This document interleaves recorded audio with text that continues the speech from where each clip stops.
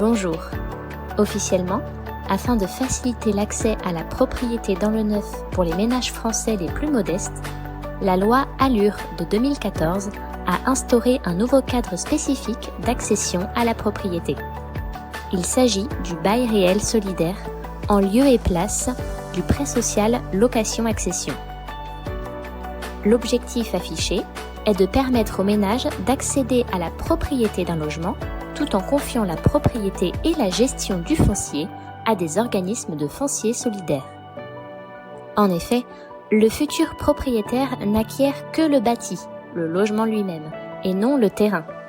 Cela est censé provoquer un prix d'achat nettement plus bas, puisque le coût du foncier, souvent très élevé, est exclu du prix de vente. Dans ce dispositif, l'organisme de foncier solidaire, propriétaire du terrain, loue le sol au propriétaire du bâti par le biais d'un bail locatif de longue durée, compris entre 18 et 99 ans.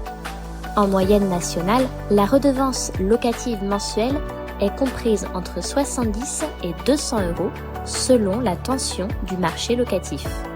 En admettant un loyer mensuel de 100 euros, dès lors une première question très concrète se pose.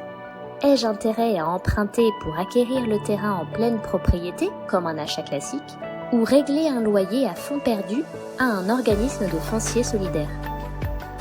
Cette interrogation est particulièrement justifiée, car l'introduction de ce dispositif ne se traduit pas systématiquement par une diminution des prix immobiliers.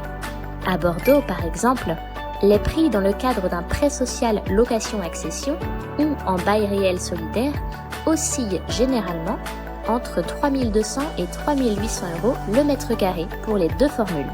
Les montants sont donc très similaires. Ainsi, la mise en place du bail réel solidaire n'a pas entraîné de diminution significative du prix moyen d'acquisition immobilière. La grande différence ? En prêt social location-accession, vous acquérez en pleine propriété, y compris le foncier.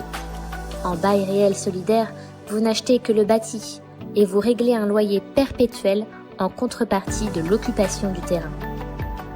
Quant à la taxe foncière, l'acquisition en bail réel solidaire ne vous en exclut pas, ou elle sera insidieusement reportée sur le montant de la redevance mensuelle, alors qu'en prêt location-accession, vous bénéficiez d'une exonération totale pendant 15 années. Qu'en est-il de la réévaluation de la redevance mensuelle liée à l'occupation du terrain ? Quel est l'indice ? À quelle échéance ? Prenons comme exemple un indice tel que l'indice de référence des loyers. Pour un loyer de 100 euros l'année d'acquisition, il sera de 122 euros au bout de 10 années, en prenant un indice de 2% annuel. Comment se projeter sur un achat patrimonial lorsque la revente du logement et du bail locatif ne peut donner lieu à une plus-value classique qui pourrait, par exemple, servir d'apport pour une nouvelle acquisition ? On nous vend un dispositif solidaire qui prétend éviter la bulle immobilière. En réalité, le cadre bail réel solidaire offre des prix similaires sur le marché immobilier que ceux que l'on observait lors de la mise en place d'un prêt social location-accession, mais sans les avantages patrimoniaux complets, et avec une charge perpétuelle ainsi qu'une indexation qui érode lentement le pouvoir d'achat. Dans ce contexte, pourquoi avoir supprimé les avantages du prêt social location-accession au profit du bail réel solidaire, un dispositif moins avantageux pour les primo-accédants ? Est-ce une vraie avancée sociale ou la poursuite d'un autre objectif plus inavouable ? Au-delà de la partie financière un peu technique, nous pouvons extrapoler sur la philosophie globale d'un tel dispositif. N'est-ce pas un moyen parmi tant d'autres de supprimer la propriété de la terre de France aux Français ? La libre circulation des capitaux, des marchandises et des personnes promues par l'UE ne permettrait-elle pas, à terme, aux organismes de foncier solidaires de revendre les terrains à des intérêts privés ou étrangers, à des fonds financiers tels que BlackRock, Vanguard, Rothschild ou à d'autres fonds de pension ? De nos jours, que recherche toute société financière ? De la sécurité des revenus en 1, de la sécurité des revenus en 2 et de la sécurité des revenus en 3. Pour faire court, de la sécurité au meilleur rendement, afin d'être assurés de pouvoir assumer, par exemple, le règlement des pensions de retraite de leurs clients, d'offrir des rendements intéressants et sécurisés sur les marchés, ou de promettre à leurs dépositaires fortunés des perspectives d'avenir paradisiaques. Les marchés boursiers deviennent de plus en plus incertains. Les organismes financiers ne peuvent prévoir avec certitude la valeur future de leurs fonds en gestion. Ils sont de ce fait incapables de valoriser une confiance certaine et assurée. Le foncier, voilà une bonne idée. Racheter des valeurs sûres, l'or, l'argent ou la terre. Quoi de plus beau et patrimonial que la terre, surtout celle de France? La Côte d'Azur pour son soleil et ses plages, le Pays Basque pour ses paysages et son beau temps, la Bretagne pour sa pluie et sa belle dureté enivrante, l'Est de la France pour son champagne et sa gastronomie, ou les Alpes pour sa majesté et certainement ses fromages incomparables.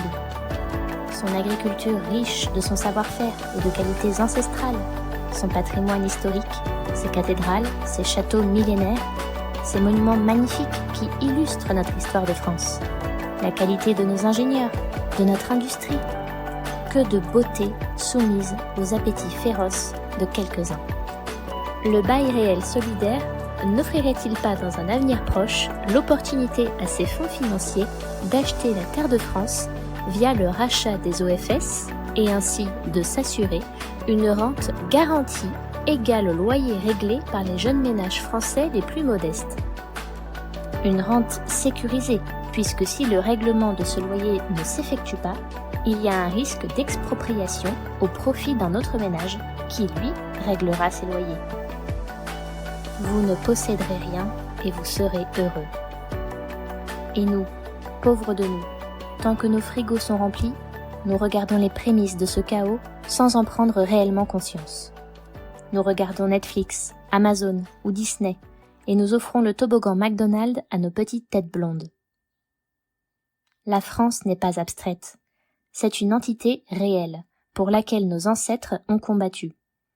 1 400 000 morts français en 14-18, 600 000 morts français en 39-45, sans parler des blessés, des estropiés physiques et mentaux. Sont-ils morts pour la France ou pour la République? Ils sont partis pour la France. Ils sont morts pour la France. Mais que signifie mourir pour la France? Cela signifie permettre aux futures générations françaises de rester propriétaires de la terre de France, de l'embellir, de la valoriser et de la rendre plus belle et éternelle, puis, à leur tour, la transmettre à leurs héritiers, et ainsi de suite.